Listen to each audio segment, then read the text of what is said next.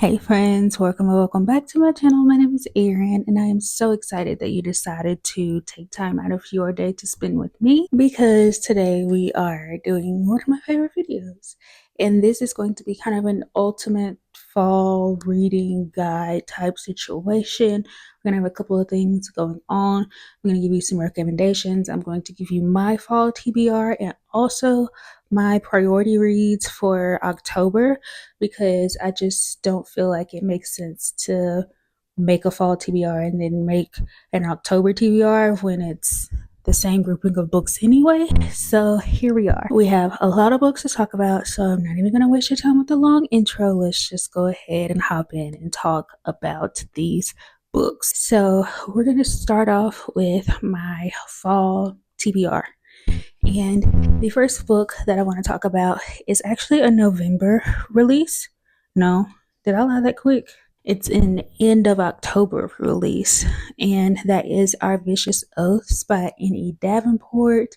This is a romantasy written by a Black author, and we're talking powerful magic, enemies to lovers, political intrigue. We have a warrior princess and a vengeful king from rival Fae courts, and that's all you need to know. I'm super excited about this, and look, I have an arc. Don't judge me. I have an arc.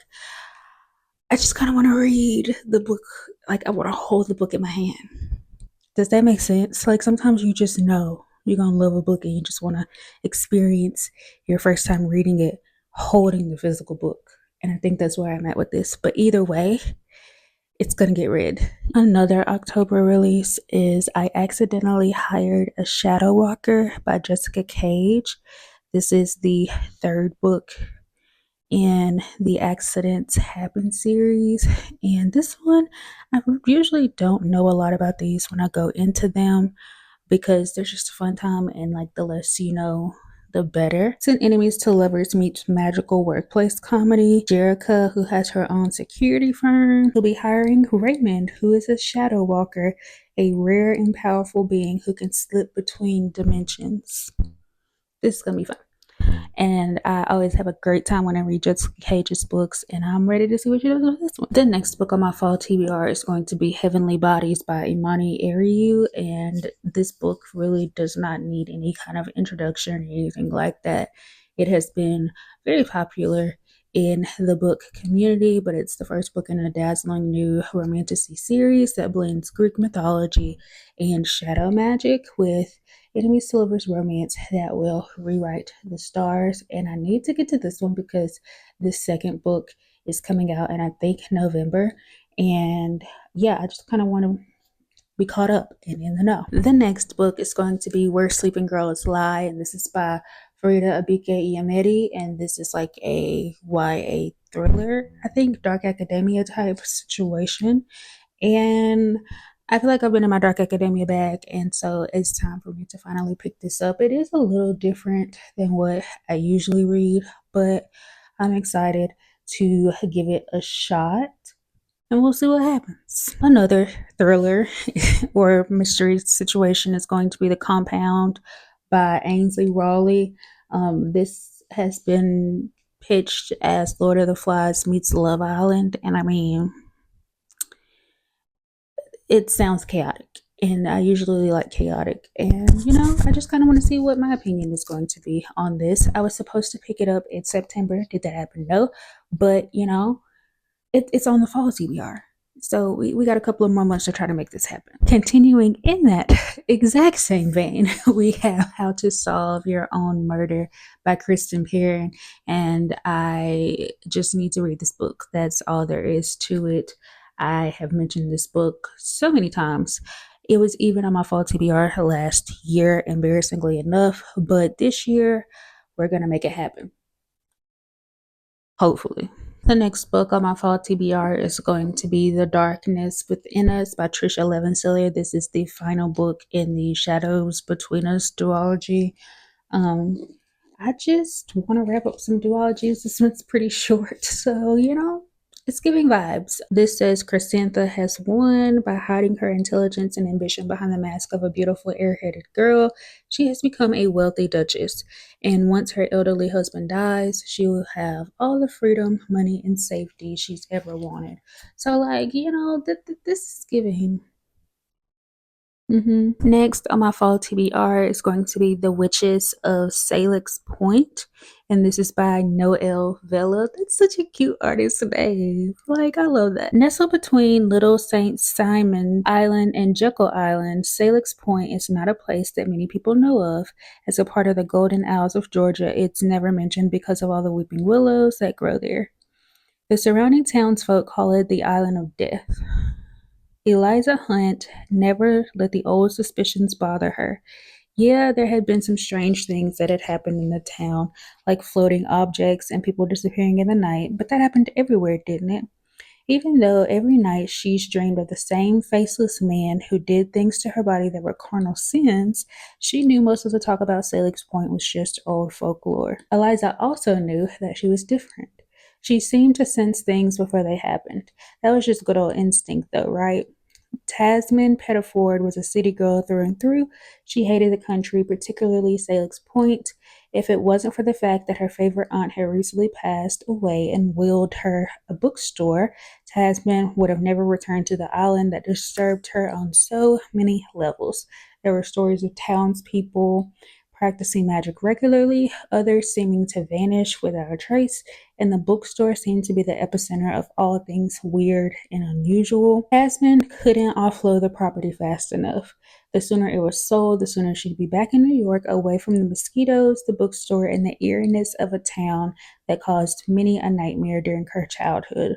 Or could it really be that simple? Eliza and Tasman may not want to put too much stock into the folklore of Salix Point, but there is a reason that the universe has brought the two women together, and this sounds good. I haven't heard anybody talk about it, but I love a witchy story. This sounds creepy. It's giving October vibes. Sounds perfect for this season, and I'm excited to see what I think about it. A newer release that I want to get to this fall is Warrior Princess Assassin by Bridget Kimmerer. And this is essentially following a warrior princess and an assassin.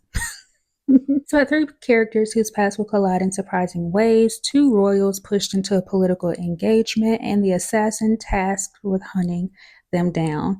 So, I think it's going to be a fun time. I actually haven't heard anybody talk about reading this, but it sounds like something I would like, so I'm hoping that it will be that. Another late October release, and that is An Unlikely Coven by A.M. Kavita. And this is about the outcast daughter of a powerful family of witches who returns home to New York City and is immediately embroiled in a supernatural power struggle in this wickedly funny fantasy debut. So I'm hoping this is just going to be a cute, cozy, fantasy, witchy moment, and that's what I like my October to be, because I'm scary, and a little spook is more than enough for me. Next, we have another TBR vet and another fall TBR vet at that. And it is Murder Your Employer by Rupert Holmes.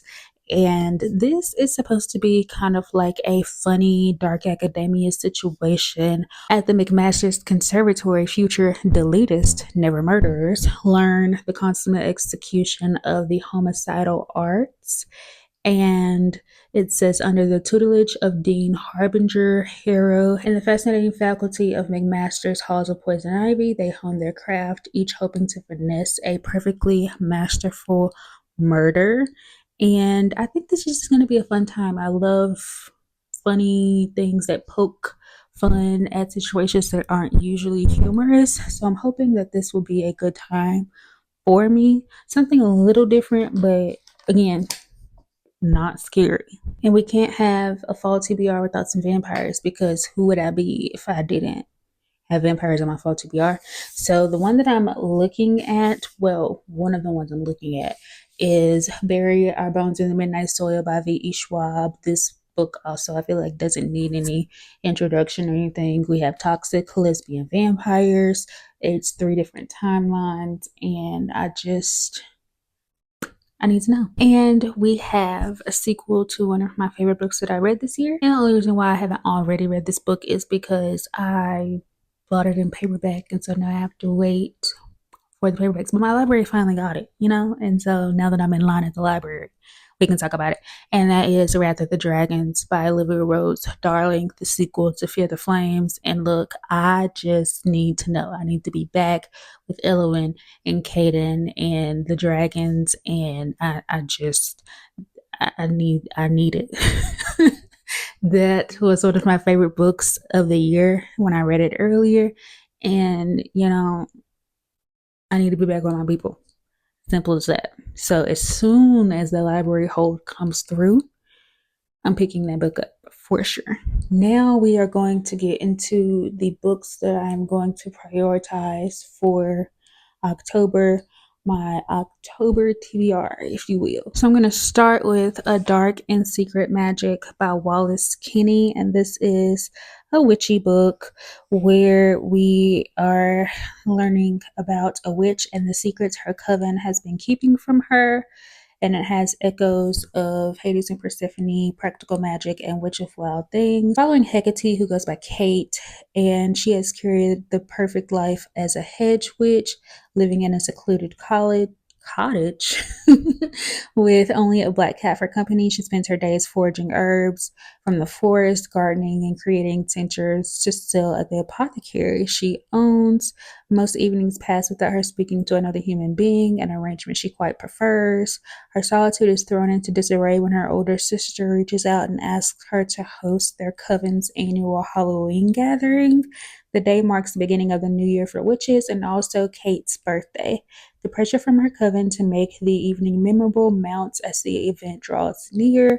To complicate things further, a handsome man from Kate's past turns up at her cottage asking for sanctuary. It is Kate's duty as a hedge witch to honor this request, much to her dismay. And this just it gives everything that I would want an October book to give. And so I'm hoping that it's good. We have The Scorpion Queen by Mina Fears. And this is, let's see, because I don't know, and I don't want to lie to you. We follow Amanada, who has suffered a devastating loss. She is the daughter of a prosperous salt merchant, and she finds her life cruelly overturned in a matter of months. At 16, she is disinherited, framed for a scandalous crime, and forced to serve Princess Mariama of Mali. Mariama's father, who is the emperor, has created a series of impossible trials for his daughter's suitors, and when they fail, he publicly boils them alive, littering Mariama's path to marriage with 99 corpses. At first, Amy's life at court is drudgery. The chores are difficult, the servants despise her, and the princess is prone to mood swings. But the more she learns about the princess's circumstances, the closer the two girls become. Amy and her intended cater plan to escape Timbuktu and make a new life far away from the shadow of death that has fallen upon the emperor's court. But Amy finds herself increasingly drawn to the princess in ways she doesn't understand. When a mysterious discovery forces her hand, she must choose between fleeing with the boy she loves and helping the princess to end the trials forever. Amy needs to draw on all her strength and courage to make the perilous journey through the desert to seek the aid of an exiled god in that final desperate attempt to take charge of her own destiny. And you know, we love a unique story, and that is what this is giving. And I'm pretty sure this is queer if I remember correctly. So she's short. She is short actually, and I like less than 300 pages. So we need to know what this is about, and we need to get more people reading this. Another carryover that you have heard